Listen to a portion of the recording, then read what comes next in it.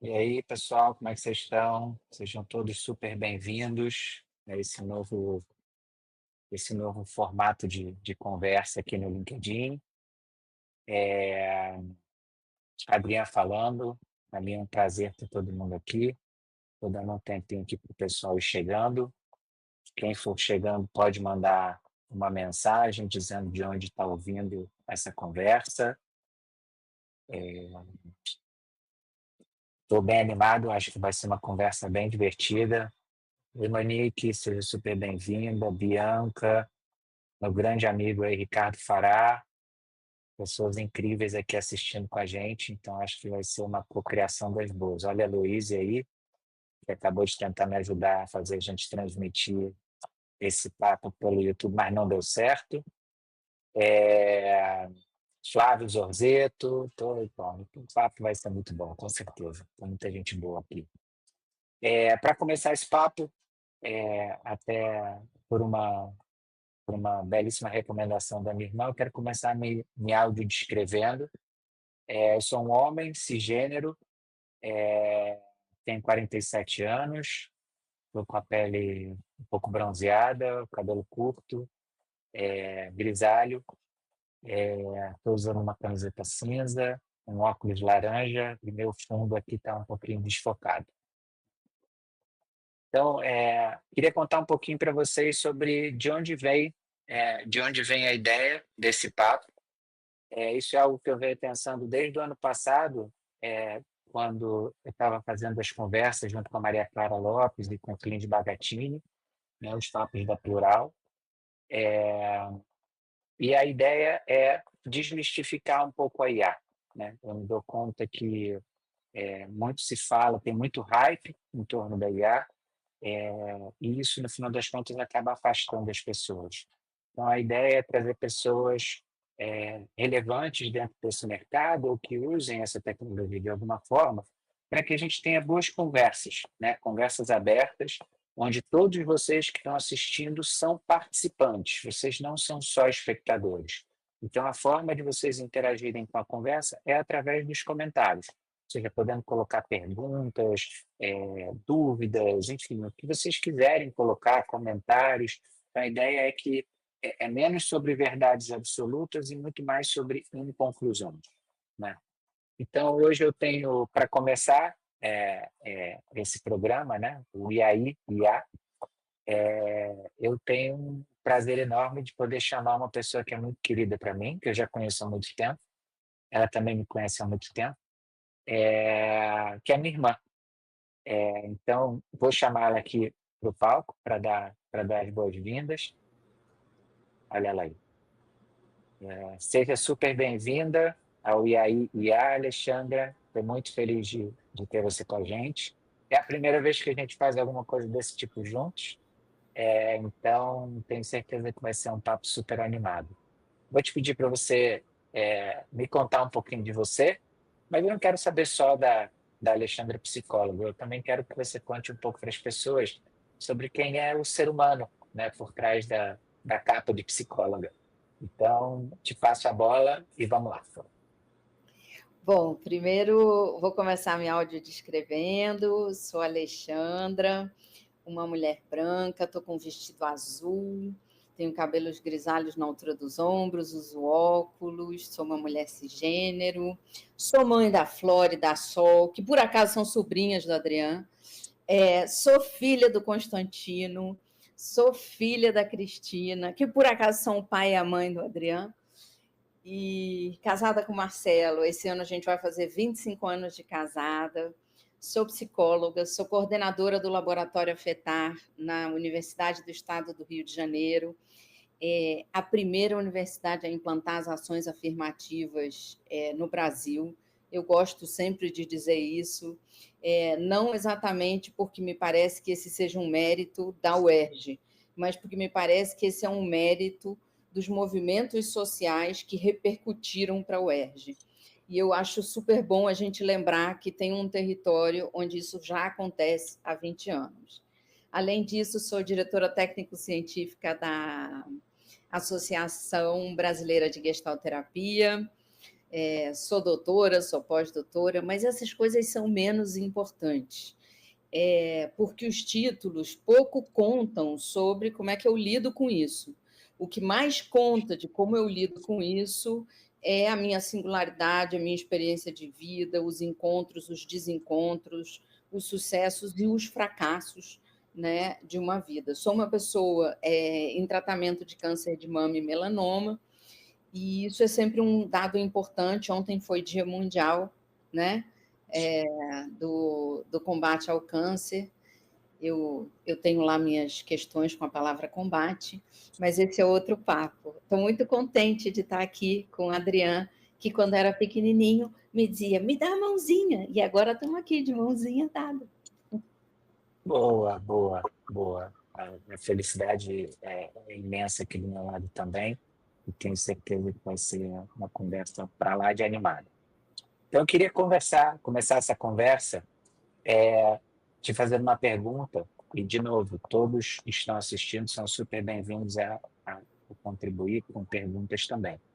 E a minha primeira pergunta é: como qual a sua relação com o IA hoje em dia?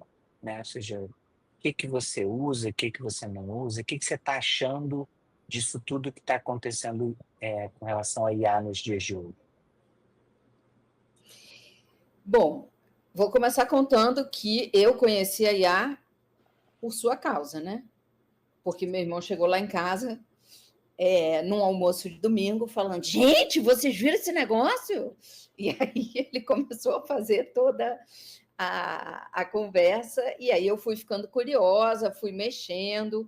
Lá no Laboratório Afetar, a gente decidiu até testar para algumas coisas de pesquisa. A gente começou usando o ChatGPT, mas hoje eu entendo, assim, naquele momento parecia que a gente teria uma IA, e aí então a gente usaria essa IA.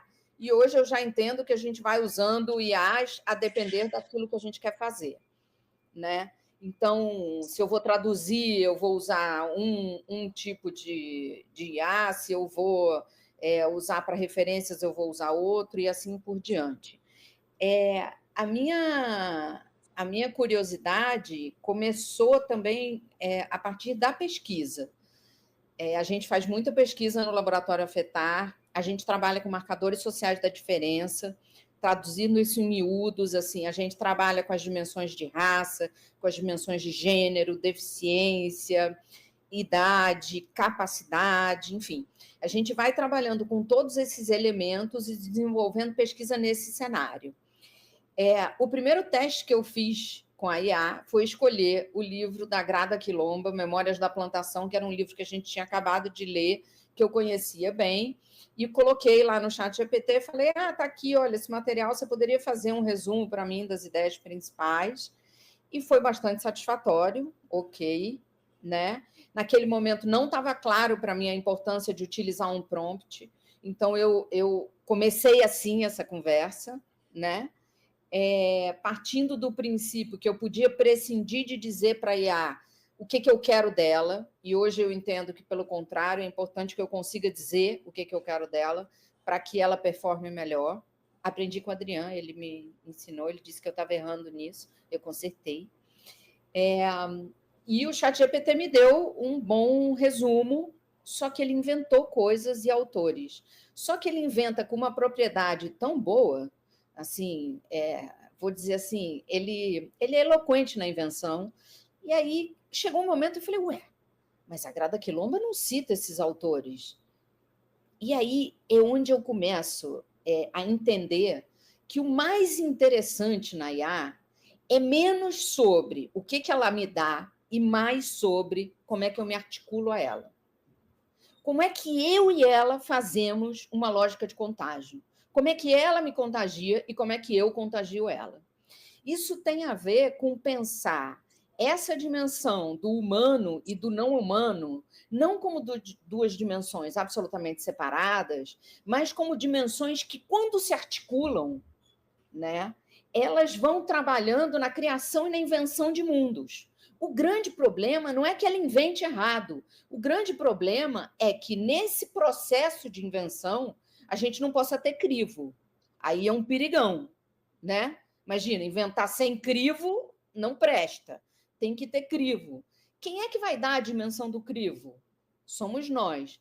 Isso pode parecer um troço assim muito, nossa, é agora da IA. Eu queria dizer para vocês que a gente está junto e misturado entre humanos e não humanos o tempo todo. Eu estou aqui de óculos, vocês estão me vendo por um computador. A gente está em contágio e a gente está articulado o tempo todo.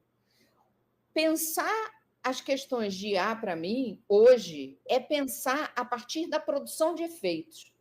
Eu articulada com uma IA articulada comigo, uma IA articulada no meu laboratório. Para onde a gente caminha? Que efeitos a gente produz? O que a gente encontra e com o que a gente esbarra? Porque não é só encontro maravilhoso, tem também esbarrão, tropeção, né? Tem de tudo dentro dessa lógica de articulação. Mas me parece muito importante que a gente pense nisso como uma possibilidade de articulação dinâmica e não como alguma coisa que é o fim da conversa. Não tem fim da conversa, é o começo de conversa, é sempre um prompt atrás do outro. Vou dizer, eu, como irmã do Adriano, tenho que dizer isso, porque ele é que é o entendido de IA, eu não entendo nada. Se eu falar alguma bobagem, você pode me corrigir. Boa. Não tem bobagem absolutamente nenhuma. E se o pessoal que está assistindo tinha alguma dúvida que você era minha irmã, essa dúvida acabou com esse seu último discurso. Eu passei os últimos 20 segundos arrepiado aqui. Tamanho o alinhamento entre o que você fala e o que eu falo no LinkedIn. Achei belíssimo aqui, com certeza eu vou transformar isso num vídeo curto, porque acho que você explicou perfeitamente. Eu adorei a explicação sobre, no final das contas, é sobre colaborar. É sobre colaborar com uma entidade que não é uma entidade humana, né? Então, e uma colaboração que a gente não está acostumado a fazer, né? É algo que a gente tem que aprender, né? Então, a gente está acostumado a colaborar com seres humanos. Quando não são seres humanos, a gente não sabe muito como colaborar, porque, de uma forma geral, a gente sempre teve uma posição de superioridade às entidades digitais. E hoje, pela primeira vez, a gente tem uma posição de, opa, peraí, cara, essa entidade digital me traz coisas muito legais, me traz coisas muito ricas. Então, é uma relação que se dá, uma dinâmica bem diferente e que a gente não está acostumado. Aproveito para dar as boas-vindas aqui. Vou só dar as boas-vindas. Fala, Falei. Alexandre. Não, vou só dar as boas-vindas à Terezinha, que está aqui com a gente, a Pamela, a Érica, a querida, o grande William, mestre Shifu, o Max também, Sinara, Gabi Piumbato, que é uma pepita de ouro nessa rede. Então, sejam todos muito bem-vindos. Mas vai lá, Alexandra, complementa, por favor. Não, eu ia dizer duas coisas. Uma, que acho que a gente nunca nem teve essa conversa que a gente está tendo hoje, né? É a primeira vez que a gente está tendo essa conversa. Mas a gente falar coisas que são afinadas tem a ver com uma dimensão de curiosidade que, no nosso caso, a gente aprendeu dentro de casa, né? Tanto a Adriana quanto eu somos pessoas com características autodidatas, né? A gente gosta de aprender coisas, eu gosto de aprender origami, ele gosta de aprender mágica, e isso tem a ver com o estímulo e a interação que a gente vai estabelecendo. Sei lá, vou pegar o exemplo do origami, eu gosto do papel, da textura do papel, do que ele provoca, do barulhinho que ele faz, de como ele resiste à minha dobra, ou de como ele cede à dobra. E aí a gente pensa, eu acho, e aí isso para mim tem a ver com um centramento fortíssimo de um lugar de branquitude, de um lugar patriarcal também, da gente pensar que a gente não interage, que o homem está no centro. Não, a gente já não está no centro desde o início dos tempos, né? Nós somos uma decoração nesse planeta. Se o planeta sacudir, a gente cai. Então, é mais sobre pertencimento, é mais sobre um pertencimento com uma inteligência distribuída, não só entre humanos, né? Mas por uma inteligência distribuída entre humanos, interespécies, humanos e animais, humanos e máquinas. Aí, quando a gente pensa assim, a gente só está interagindo com a IA agora, tá bom, com a IA é agora, faz recente. Mas, por exemplo, você coloca um óculos e você não pode dizer para mim que você não fica mais inteligente de óculos. Você vai dizer assim, como, Alexandra? Não afeta a minha inteligência. Fala sério que não afeta a sua inteligência. Afeta a sua inteligência. Sabe por quê? Quando a gente coloca o óculos, a gente discrimina melhor as fronteiras. E tudo isso é sobre contágio. É ele produzindo efeitos para mim e eu conseguindo me ajeitar no encontro com ele. Se eu olhar por cima do óculos é uma coisa, se eu olhar dentro do óculos é outra. Os óculos multifocais expressam isso com muita radicalidade. Se você sair de um óculos multifocal e pegar uma escada, você cai. Você precisa aprender. Aprender com ele e ele aprender com você. Qual é o melhor lugar do nariz para eu cair, para que a Alexandra não caia na escada? Essas perguntas simples, né, para mim são a base dos prompts. São como é que eu vou me articular com essa ferramenta. Agora, enquanto eu estava esperando a gente fazer aqui, eu comecei a fazer uma conversinha com o ChatGPT testando uma coisa. Quando a gente vai fazendo essa conversinha produz efeitos daqui e produz efeitos lá. Nessa, o interessante é que a gente mapeie tanto os efeitos de lá quanto os efeitos daqui. Porque aí a gente vai criando contágio em escalada. A gente vai subindo as possibilidades de contágio. Estou usando de propósito a palavra contágio para a gente pensar que isso vem para o bem, porque quando a gente se contagia de uma ideia boa é sensacional, mas também pode vir para o mal e pode dar muito errado. Então, quem é que vai botar o crivo, né? O coletivo. Quem é que vai botar o primeiro crivo? A gente, gerando perguntas, produzindo constrangimentos, tanto para a máquina, para como ela pensa, para como ela provoca, para como ela inventa, quanto para mim, para como eu entro nesse jogo. Porque se eu entrar na lógica de que eu estou por cima, porque o humano sou eu, de que eu não vou me rebaixar, de que eu o tempo todo na lógica do controle, isso avança pouco em termos de curiosidade. É preciso essa partilha de controle, o que não quer dizer falta de crivo. É bizarro isso, né? Mas eu tenho pensado assim. Não é porque é minha irmã, não, mas ela me mata de orgulho. Entendi. Vamos lá. Eu quero trazer uma pergunta aqui do querido Ricardo Fará. Eu vou ler aqui. Sabe-se que o cérebro e o ser humano, por consequência, buscam o caminho mais curto. Hoje já é difícil para muitas pessoas o hábito da leitura. Sabe-se que a leitura aumenta a reflexão e o vocabulário, bem como a possibilidade de combinar informações. Qual o risco de que o ser humano entre em uma zona de conforto e diminua habilidades de criar, pensar, transferindo isso para a IA? Excelente pergunta, Ricardo. O risco é enorme. Enorme. Estou dizendo isso tudo aqui para vocês, mas acho super importante dizer para vocês que eu sou uma pessoa não digital, eu sou anterior a isso tudo. Eu li muita coisa, eu aprendi a pensar sem isso, e eu defendo radicalmente que a gente coloque isso de modo tardio para as infâncias. Né? Eu vejo que, hoje em dia, essa interação muito intuitiva com as máquinas das crianças, ela é uma interação que precisa da mediação. Ela solta não me parece uma boa ferramenta. Quando a gente vai transferindo, e aí vou dar um exemplo bem básico, assim, né? Você está diante de uma situação do mundo e você faz assim para ampliar. Você vê crianças de 1 ano e meio fazendo isso para ampliar. Mas, se elas aprenderam esse gesto, quais são os gestos que elas não aprenderam?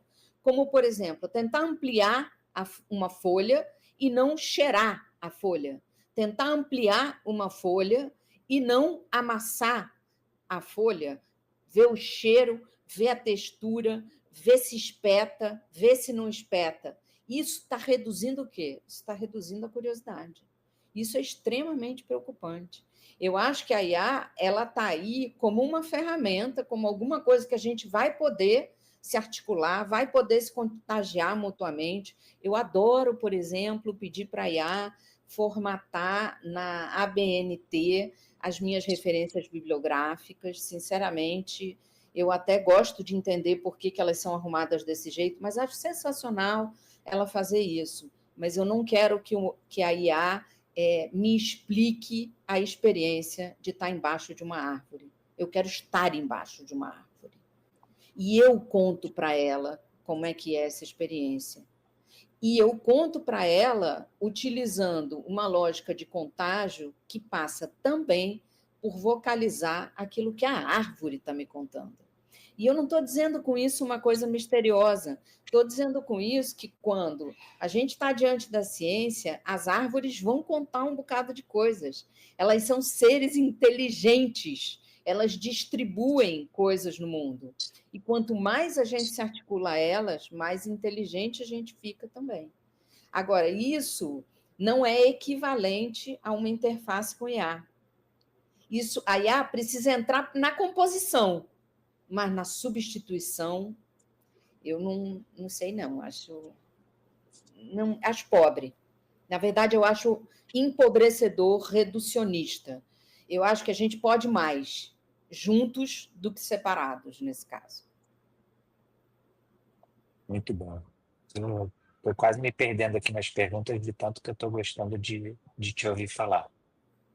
Inclusive, o William aqui já falou que vai deixar de me seguir, porque agora ele sabe que é a outra de Salles que vale a pena ouvir. Isso é um canalha, querido, com certeza. Boa, William, boa. olha, na verdade, quem vale a pena mesmo de seguir, mas que não estão na rede, porque já viveram outra vida, já viveram outra coisa, acho que é Cristina Frascaroli e Constantino de Salles.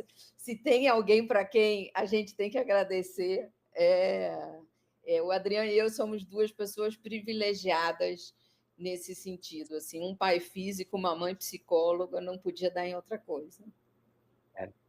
Acho que eles ensinaram muito bem, estimularam ao longo da vida toda a gente ser muito curioso.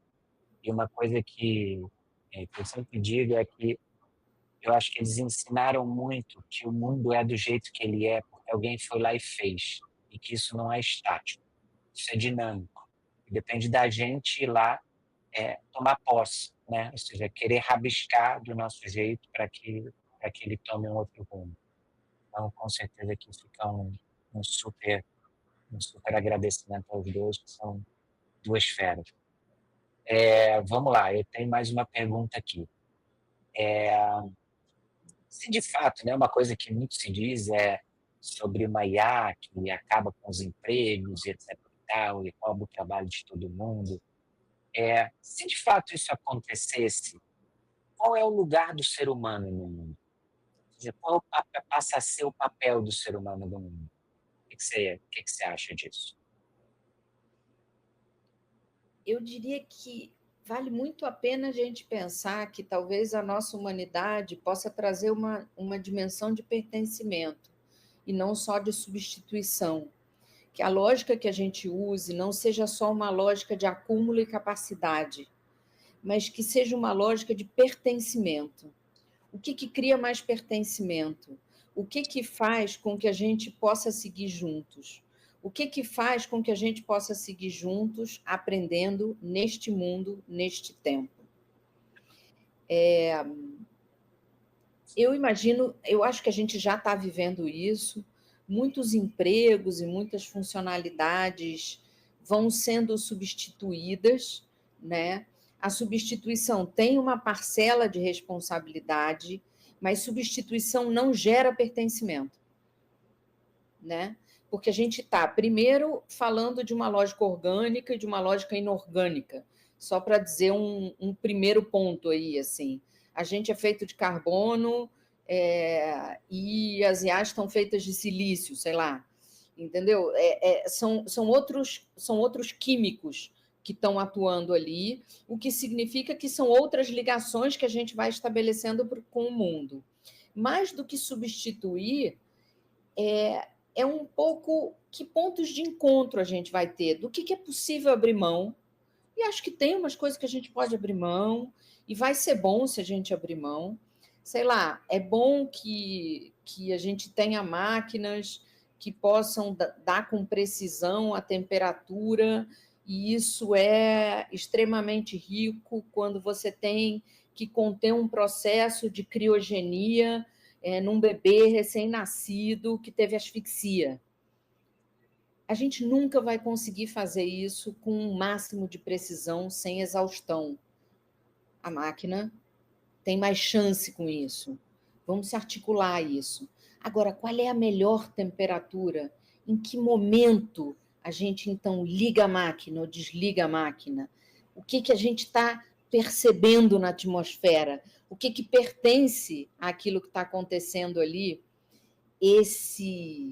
Essa amplitude de percepção, de sensibilidade, de incorporação, eu entendo que somos nós, animais, vou chamar assim, para não chamar só seres humanos, que podemos trazer uma notícia.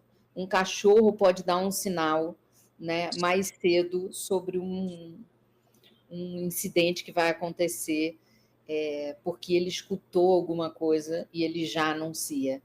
Esse alerta nos convoca. Eu gosto de pensar em pertencimento. Muito bom. Eu estou contigo nesse time aí, com certeza. Agora, vamos para uma pergunta que veio, na realidade, esse papo surgiu de uma conversa que eu tive com o Davi Luz, aqui no LinkedIn, falando sobre até que ponto uma IA pode substituir um psicólogo no processo terapêutico, né? Então, eu e Davi, na melhor das intenções, a gente conseguiu evoluir a conversa até certo ponto, e eu falei, putz, eu acho que para evoluir mais aqui, eu precisaria trazer minha irmã, porque é ela que entende muito desse riscado e não eu. Então, a pergunta é essa, ou seja, como que você enxerga uma IA substituindo um psicólogo num processo terapêutico? Não é um bom verbo. Num processo terapêutico, conta muito a humanidade, a sensibilidade, a incorporação, a temporalidade. A IA, ela responde sempre mais ou menos naquele mesmo ritmo, né? Ela não suspira, ela não faz pausa, ela não tem isso, porque não é da química dela ter isso. E tudo isso impacta muito no modo como você sente que eu estou te escutando, como eu sinto que você está me escutando.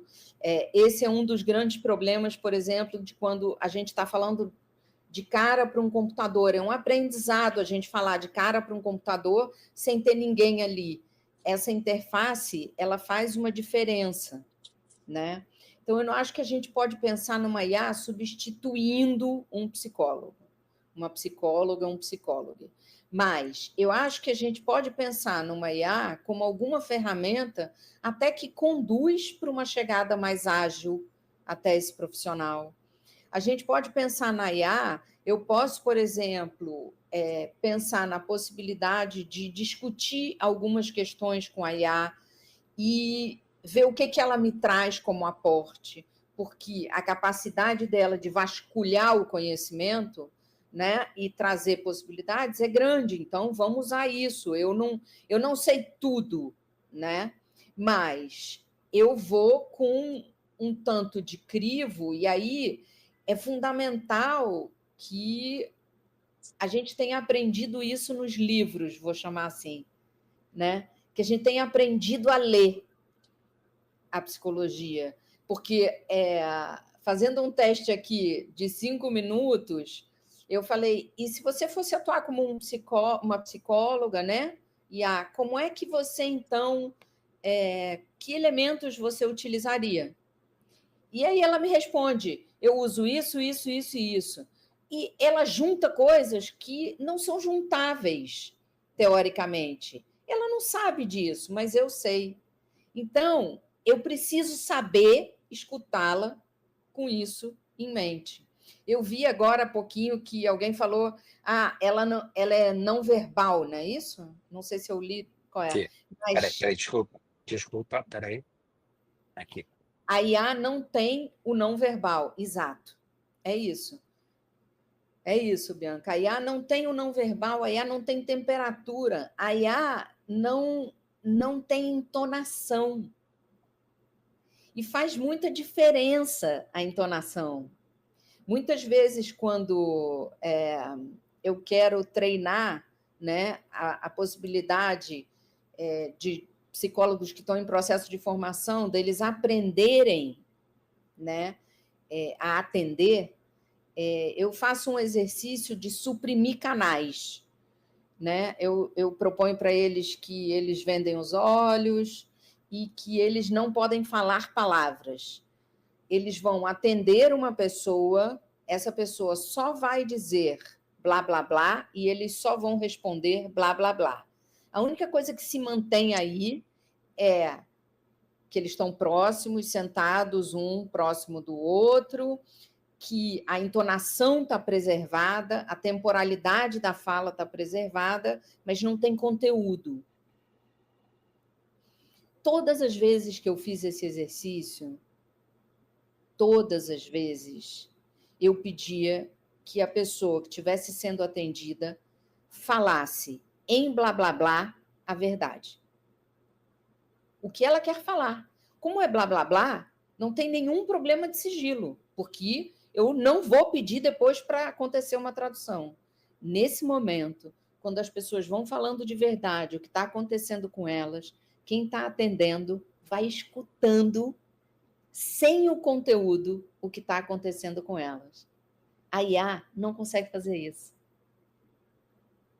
E isso é a gente se contagiando porque a gente está junto e pertence ao mesmo mundo e ao mesmo tempo. Nesse sentido, eu não estou substituindo a IA. Eu estou falando de alguma relação que se estabelece desse jeito, nesse cenário. O que não quer dizer que a IA não possa contribuir nesse cenário, mas ela não poderia contribuir nesse exercício. Davi, se estiver assistindo, realmente, eu acho que com esse exemplo acabou para IA. Eu acho que a questão da entonação, a questão das pausas, isso, isso ela já está muito diferente e ela vai ficar cada vez mais próxima do humano, né? Mas eu acho que teu exemplo é perfeito, porque com blá blá blá não faz nada, mas o ser humano sim, que no final das contas, me corrija se eu estiver errado, mas o processo terapêutico ele depende da conexão, né? Ele depende da conexão entre duas entidades que são diferentes, mas encontram um caminho de proximidade, né? Encontram um caminho onde elas vibram na mesma frequência, ou seja, então realmente eu acho que fica muito difícil para a IA mesmo evoluindo muito chegar nesse ponto. Eu diria que fica impossível. Tem uma coisa que eu acho curiosa nisso, que é a questão da ausência, né? Assim, a ausência produz muita coisa. Vou contar uma história. Quando eu recebi o diagnóstico de câncer de mama, o médico que estava me atendendo, o mastologista que estava me atendendo, no momento, ele virou e falou: Ah, pois é, Alexandre, então, é isso, é mesmo um câncer de mama, a gente vai precisar operar. Enfim, ele foi dando ali algumas etapas. Quando, então, eu terminei de ouvir o que ele estava falando, eu comecei a chorar. E eu vivi uma das coisas lindas da vida, porque ele não falou nada. ele só estendeu a mão para mim e ficou de mão dada comigo, esperando eu chorar.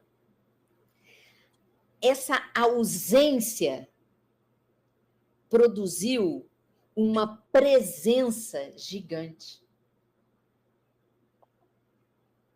A ausência de palavra produzia um respeito a tudo aquilo que estava acontecendo.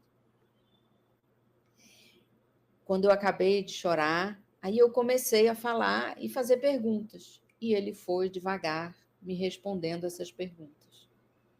De um lado, ele estendeu a mão, estava ele de mão dada comigo, e do outro lado estava o Marcelo, que é meu marido. Nenhum dos dois falou nada.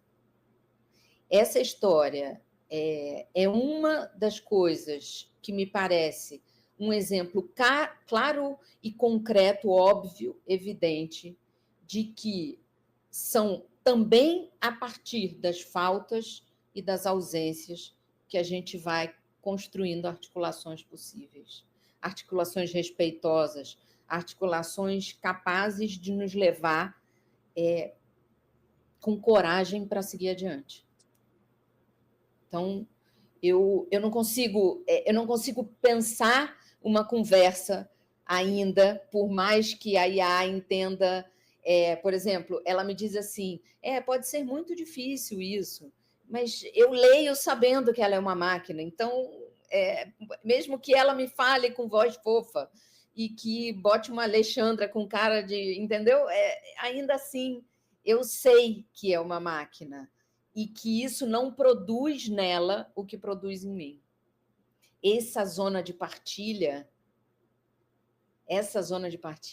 cria um mundo comum, um mundo onde estamos todos. Eu não gosto da ideia de substituição, mas de articulação, para mim, sim. Embora algumas substituições serão bem-vindas, e tudo bem também. Uau, adorei. Estou amando aqui a conversa. Dava para escrever milhares de posts com esse papo aqui todo. Sinara está trazendo aqui. Acho que todo mundo que tem experiência com a clínica humana, seja clínica humana, seja psi ou não, sabe que o IA não pode fazer igual. Ricardo fala, isso, a capacidade de conexão cria compaixão quando o amor entra em contato com a dor do outro. A Vera, uma querida, modelo de amparo do afeto, da transferência. Muito bom. E ainda nesse tema, talvez para nós, né? Eu tenho 47, a Alexandra tem 51. A gente vem de um mundo que era analógico, né? A gente vem de um mundo onde fazer terapia necessariamente era um processo humano, né? Só que quando a gente vai conversar com um jovem de 15 anos de idade, ele de fato acha que uma IA pode substituir, ou seja, que ela pode apoiá-lo, né? A IA, como você falou, ela tem uma capacidade tremenda de ser muito coerente. Ela pode estar falando dos maiores absurdos do mundo, mas ela fala com tamanha propriedade que parece verdade, né? Então, como que você mobilizaria essa juventude, ou talvez que impactos você enxerga que podem ter na juventude escolher esse atalho, né? Como o Ricardo falou, né? É muito mais conveniente, né? Porque dentro do processo terapêutico, em alguns momentos eu posso ser confrontado com algo que eu não gosto, que me gera desconforto. E quando eu almear, eu simplesmente posso, tchau, vou desconsiderar totalmente. Como é que você vê isso, essa dinâmica acontecendo entre os mais jovens, digamos assim? Quando eu testo um pouco algumas coisas assim em IA, eu vejo que essas coisas mais terapêuticas, né? Sempre ela diz: eu não substituo um profissional, você também deve procurar. Assim, tem aquela frase meio de jargão, né? O que acontece também é que nesse momento a gente pode, eventualmente, desligar a IA e ignorar isso e seguir em frente. E seguir em frente, estou falando aí de uma coisa simplinha, mas a gente pode pensar um seguir em frente com coisas graves também, com coisas que ameacem a vida, por exemplo. Então, num certo sentido, ao mesmo tempo, me parece assim que alguma espécie de rastreio tem que se fazer para que a gente possa ter a IA como uma ferramenta protetiva e não como uma ferramenta, entendeu? Em que eu só desligo e sigo desenfreadamente, porque no limite um profissional da área de psicologia se sente que aquela pessoa corre risco de vida, ela tem algumas condutas a ter do ponto de vista ético. E a IA, ao ser desligada, não as terá, porque inclusive ela foi desligada, né? Então, como é que a gente cria alguns tipos de rastreio?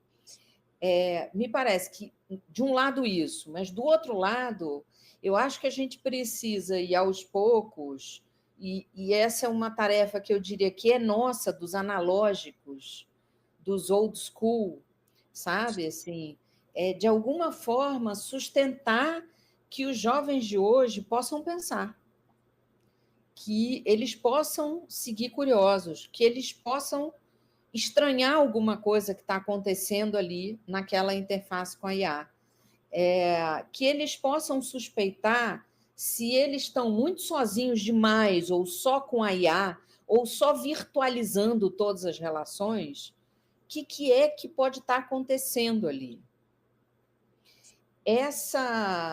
Agora, recentemente, eu tive num seminário na UFMG, em que uma das coisas que foi dita, né, que parece que é uma epígrafe do livro Quem Tem Medo de Gênero, da Judith Butler, e a epígrafe diz, se num processo de coalizão, né, em que você está se juntando com muitas pessoas, você está dentro da sua zona de conforto, essa coalizão não é ampla o suficiente. Extrapolando isso, né, para a pergunta que você me fez, eu te diria assim, se a gente vai criando crianças e jovens que perdem essa capacidade de estar fora da sua zona de conforto, de aprender, de ser interpelado, de interpelar, é para a gente ligar um sinal de alerta, né? É um pouco... É natural hoje a gente estar comendo num lugar e as crianças estarem obliteradas por uma tela, né? Porque isso dá sossego aos pais, porque as crianças não se aborrecem com a conversa dos adultos, mas, assim, parem e pensem aí os analógicos, assim, quanta coisa a gente inventava porque a gente estava entediado. Quando a Sol, que é a minha mais nova, me diz eu estou com tédio, eu falo sensacional, é o momento que você vai começar a inventar. Ela já sabe que eu digo isso, e eu não dou nenhuma solução para o tédio. O tédio, ele precisa de cultivo, precisa ter tédio para ter ideia. O Adriano, quando ficava entediado, ele varava bolinhas de gude e massinha de um prédio para o outro. Olha aí, tédio. A pessoa começa a engenharia né, de lançar bolinhas desde cedo. Então, é importante que a gente tenha base para isso, que a gente tenha uma base que não seja uma base virtualizada, mas que seja de terra firme, para que a gente possa pertencer a esse planeta e honrar tudo que a gente recebe dele, né? Muito bom. Deixa eu trazer aqui a Bianca. Fiquei aqui pensando se não seria a incoerência uma maneira de assegurar a singularidade humana, que a coerência a máquina consegue entregar, mesmo que inventada. Eu concordo contigo, Bianca, assim, não à toa, né, é difícil piada, né, a ruptura, porque, assim, o erro, o tropeço, ele ele é um mundo, ele abre uma janela naquilo que a gente estava prevendo. Essa janela cria outro horizonte. Então, assim, o processo de singularidade tem a ver com isso. Eu, na minha tese de doutorado, eu estudei palhaço.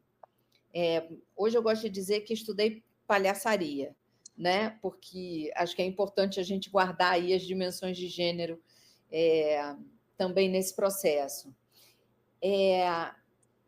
A palhaçaria, ela no circo, essa é uma coisa que eu sempre conto, né? O espetáculo de circo, ele é um espetáculo de superação da humanidade. O trapezista voa, o contorcionista se dobra, o equilibrista carrega 50 mil pratos, tudo isso está acontecendo ali. E a cada vez que isso acontece, o que está sendo superado é a nossa, o que está sendo superado é a nossa dimensão humana. Por isso, no espetáculo de circo, a gente se surpreende, né? A gente fica, ai, mesmo que a gente não faça barulho, mesmo que a gente não faça esse barulho, dentro de nós, a gente supõe, né, que a gente não daria conta de fazer aquilo. Porque a gente sabe que para fazer aqueles números precisam horas e horas de treino e de dedicação. As pessoas que são artistas de circo, elas treinam a agradecer e não arfar. E não ficar assim, ó. Porque se a gente te visse elas arfando no final, a gente teria essa dimensão de que houve trabalho. Tanto mais a gente supera a humanidade, quanto mais a gente apaga o trabalho. Diante desse cenário no circo, quando entram as palhaças, os palhaços, os palhaces, essas pessoas entram tropeçando, essas pessoas entram incoerentes, essas pessoas não são lindas, mas se acham o máximo, essas pessoas não tão instagramáveis, mas elas estão no palco. Essas pessoas, quando entram no espetáculo de circo, fazem com que nós possamos pertencer àquele mundo mágico também. Essa mágica se cria pela incoerência, pelo erro, pelo tropeço, pela singularidade. Não existem, né, pessoas que sejam palhaças iguais. Elas serão sempre diferentes. E isso fala dessa dimensão de singularidade.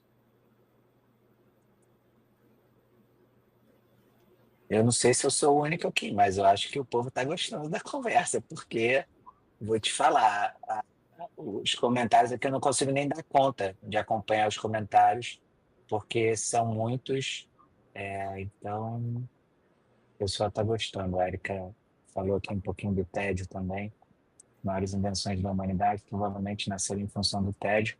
Ontem eu fiz um curso, por coincidência, ontem eu fiz um curso no convite do William, que está aqui com a gente, do William Bartloff, e ele propôs um exercício que era exatamente esse, ou seja, que ele colocava a gente encarando um ponto preto durante um tempo e depois pedia para a gente criar, e justamente para mostrar como o tédio é um impulsionador de criatividade, ou seja, de fazer com que a gente queira fugir dele usando as ferramentas que a gente tem embutidas em nós. Muito bom. Sinara também, trouxe aqui, está gostando da conversa. Olha o William aqui, ó. A Alexandra de Salles tem que estar no horário nobre. Está melhor que a novela das 8. Boa. Obrigada, Flávio William. também. Flávio. Todos esses daqui são pessoas absolutamente incríveis que eu recomendo fortemente que vocês conheçam, porque todos que estão assistindo deveriam conhecer o William, a Sinara, Gabi Umbato, Alexandre Miraldo, Flávio Zorzeto, William Barton, ou seja, são todas pessoas realmente singulares que estão aqui nessa rede e disponíveis para interagir, acima de tudo. Então, muito bem, vamos caminhando aqui. Eu queria comentar contigo de uma curiosidade, na realidade, que me ocorreu agora. Tem uma ferramenta que eu gosto muito de IA, que é uma ferramenta do Google, que chama é, Notebook LM, né?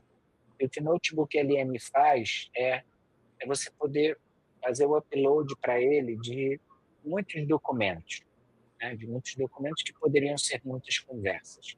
Eu entendo que muitos psicólogos muitas vezes tomam nota de algumas informações para usar como uma referência, ou seja, para poder, né, linkar as várias conversas que vão acontecendo ao longo do tempo, para não perder o fio da meada.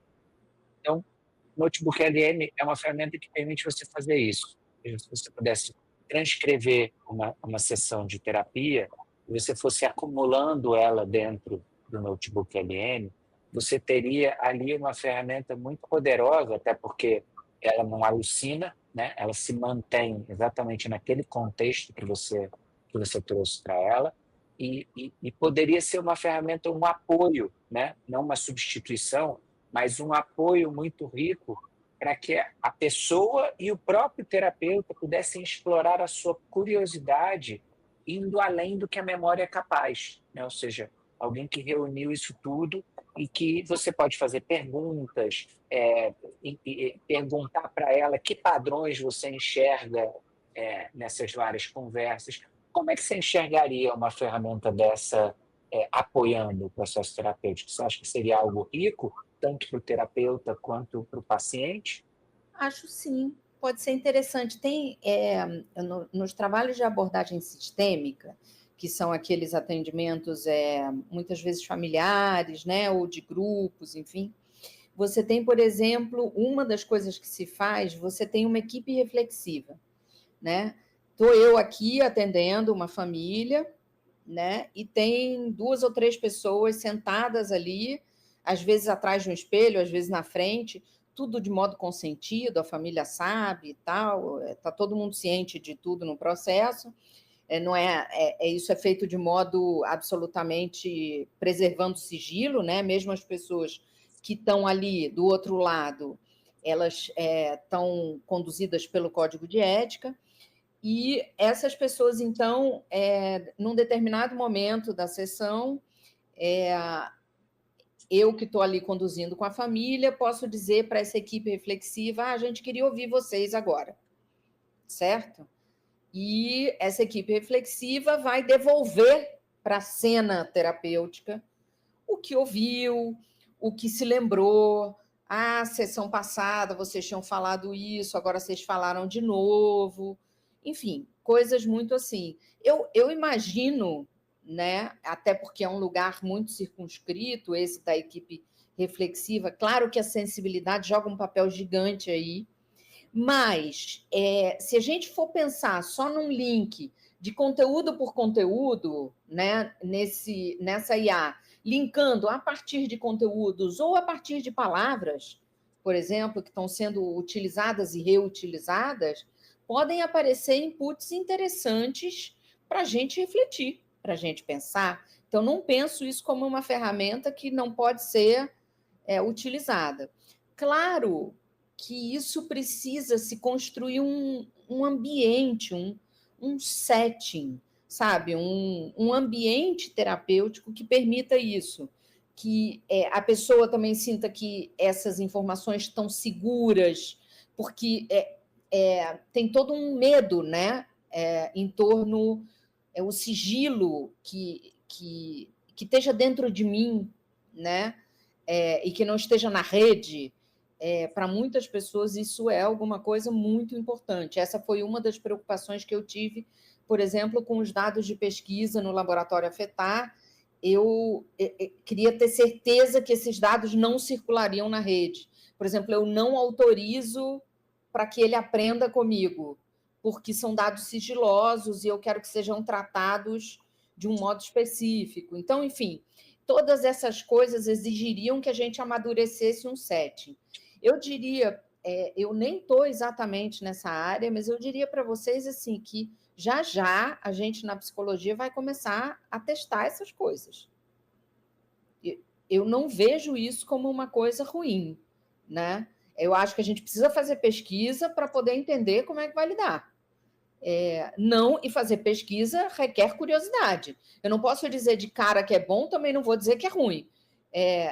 O que eu vejo como processo, em que limite que eu esbarro, até onde eu vou com isso. São perguntas que o tempo todo eu tenho que fazer se eu quiser ter uma conduta que considere a saúde, né? Que considere que a gente está lidando com um cenário real. As pessoas estão ali e elas sofrem de fato. E elas correm riscos de fato. Então, a gente precisa poder lidar com isso com a seriedade que isso exige também. Boa. Acho que o Ricardo trouxe aqui um ponto legal, complementando aqui essa conversa. Creio que terá de haver um tipo de homeostase entre humano e máquina. Isso exigirá discernimento baseado em tomada de decisão, baseados em valores que não estejam limitados pelo medo e que preservem o que é humano e o que é artificial. Belíssimo, Ricardo. Ricardo, eu acho que a atmosfera do medo, ela presta serviço, né, à redução do mundo. Agora, a atmosfera do medo, ela também presta serviço para que a gente possa criar caminhos protetivos. Então, assim, é quase que encontrar a boa dose, né? Tem que ter um tanto de medo, porque a gente não pode submeter a pesquisas né, grosseiras e violentas, né? Tem que ter um tanto de medo, porque isso nos faz calibrar até onde a gente vai. Agora, não pode ter um medo que nos impeça de explorar essas possibilidades. Eu acho que é a articulação, para retomar um pouco aquela ideia do início, assim. A gente vai se articulando. Eu estou articulada esse óculos. Esse óculos me permite ler o que você acaba de escrever. Eu, sem ele, não te leio. O óculos joga um papel, produz um efeito aí. Ele é um não humano importante, ele tem agência. E a gente não precisa necessariamente... Isso me parece meio uma espécie de bacia atratora aqui do... se a gente puder dizer assim, para onde a coisa escorrega, né? Uma coisa do tá vendo, a lacração, a ideia de viu, agora a gente vai ser substituído, viu, não sei o quê. Essa lógica que explora uma atmosfera de medo, ela nos impossibilita de criar articulações. E qual tem um ditado de filosofia Ubuntu que diz: se você quiser ir rápido, vá sozinho, mas se você quiser ir longe, vá acompanhado. Eu acho que a gente tem como desafio, mais do que a velocidade, a longura. Percorrer esses caminhos, poder deixar, porque tem um momento em que a gente vai virar mundo, a gente vai morrer, a gente não vai estar aqui. Mas e nesse momento, o que a gente deixa? Que pistas, que rastros?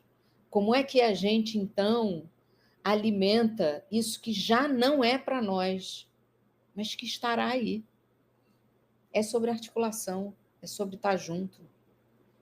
Humanos e não humanos. Não só humanos. Humanos e não humanos. Humanos e cachorros. Humanos e animais. Humanos e a atmosfera, a camada de ozônio, as bactérias, que seria dos nossos intestinos sem as bactérias. Enfim. Boa. Estamos caminhando aqui para o final do papo, queria trazer um pouquinho aqui alguns feedbacks que o pessoal está colocando aqui nos comentários. William, Bianca,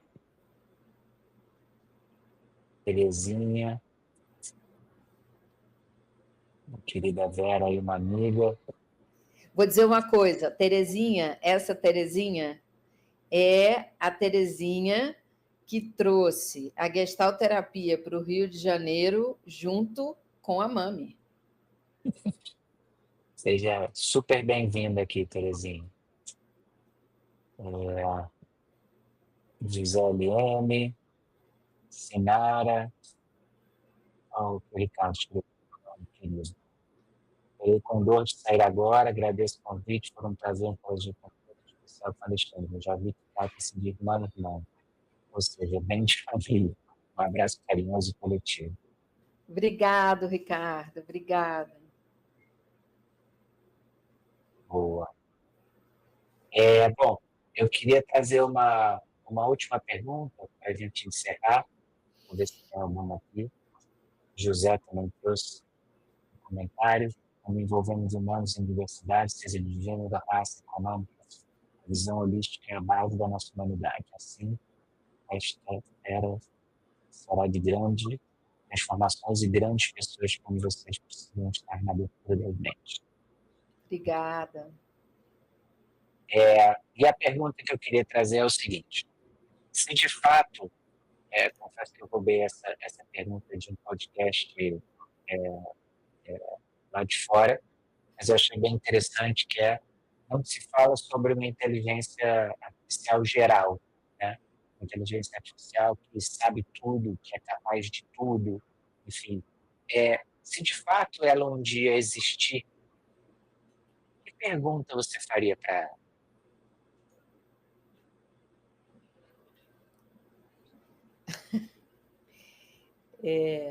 É um cenário utópico nesse momento, né? Eu acho essa plenitude, né? Essa coisa meio completa e restrita,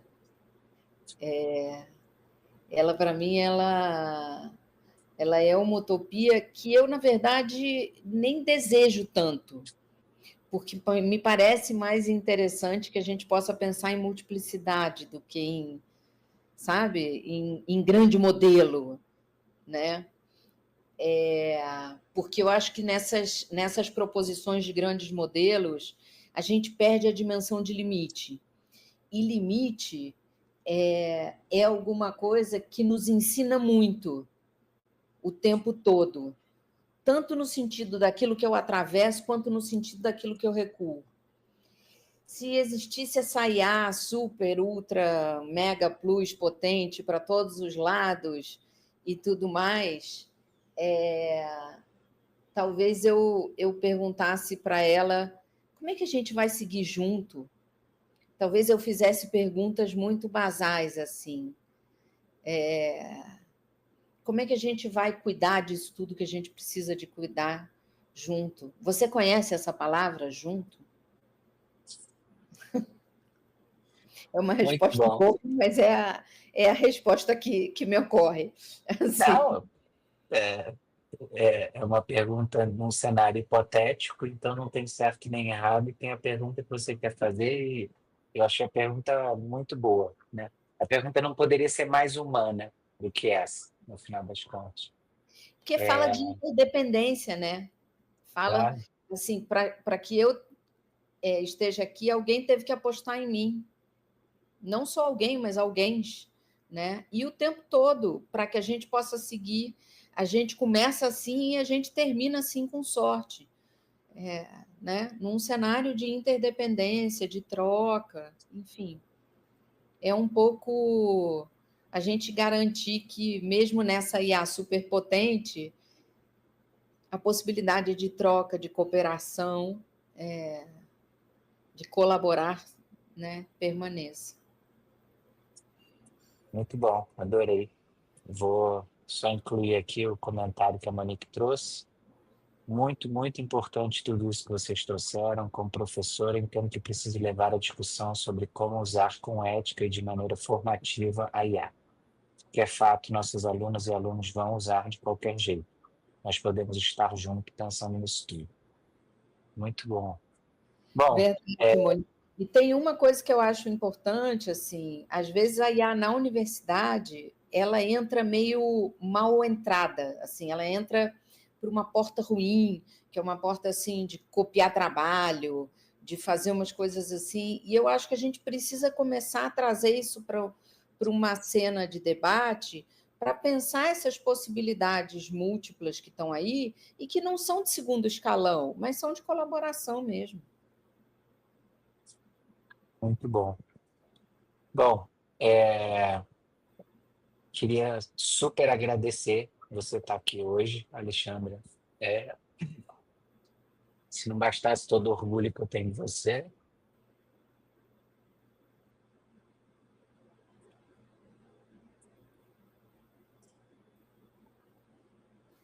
é mais ainda. Então, fica no muito obrigado a você e a todo mundo que participou. Isso possivelmente foi das melhores conversas que eu já tive.